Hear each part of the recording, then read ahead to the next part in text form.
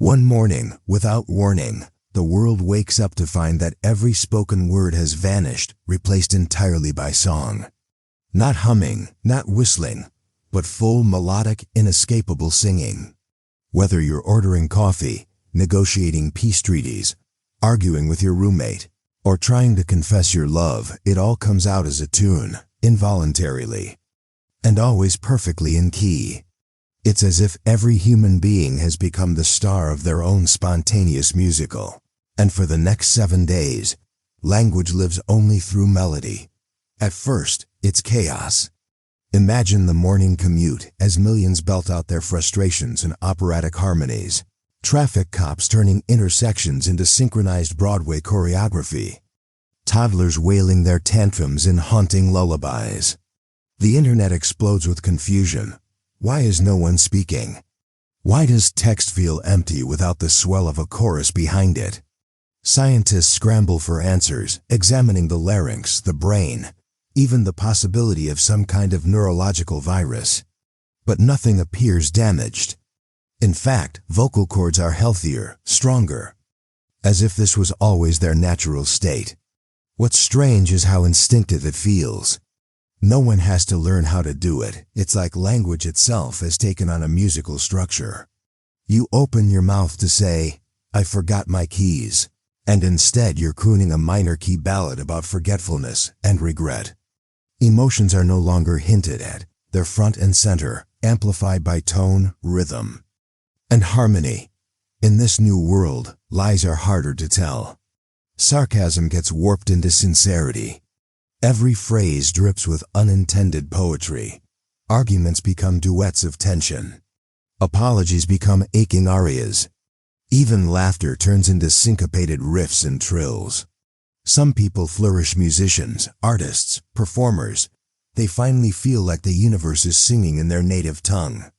But others, the introverts, the monotone thinkers, find it exhausting, invasive, exposing. The melody reveals too much. Global institutions grind to a strange, melodious halt. Parliament sessions become operas. News anchors deliver tragedies with tremolos and warbling vibratos. Emergency services, hospitals, fire departments resort to color-coded songbooks just to keep things running smoothly.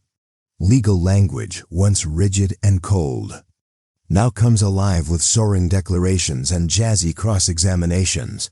Contracts begin to sound binding. And diplomacy? The United Nations becomes a stage. Presidents and prime ministers debate in dueling choruses, their national anthems bleeding into every sentence. Somewhere, someone is undoubtedly trying to weaponize pitch and phrasing. Somewhere else, two enemies find themselves harmonizing unexpectedly. And something like peace creeps in through the shared vibration of human sound. And then, art explodes. No longer confined to studios or stages, music becomes the dominant language of experience. Painters begin to sing their colors.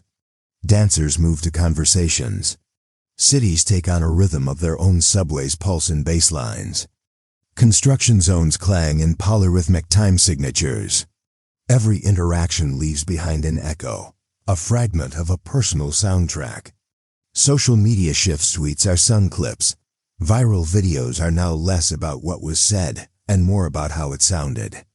A quiet voice can now resonate more deeply than a loud one ever did. But underneath the novelty, something unexpected blooms. People begin to listen, really listen. Without the usual wall of deadpan or politeness, every voice carries weight and truth. You hear when someone is happy, not because they say they are, but because their melody lifts, rings, dances. You know when someone is broken, because their tune falters, wavers, drops into dissonance. Even strangers become more human when every thought they share is wrapped in a song they didn't choose to compose. And over the course of the week, cultures begin blending like never before. Scales merge, traditions harmonize. Local dialects take on regional rhythms. Street corners become jam sessions between neighbors. Entire cities begin to hum with their own unique key signatures. Language, once divisive, becomes a symphony. And then, Just as mysteriously as it started, it ends. The final notes fade. People open their mouths to sing and find words again. Normal speech, plain and flat, reclaims the world. The first few hours are awkward, like waking from a vivid dream. The silence between words feels louder, but something's changed. People speak a little slower. Choose their words more carefully. Notice the tone in each other's voices.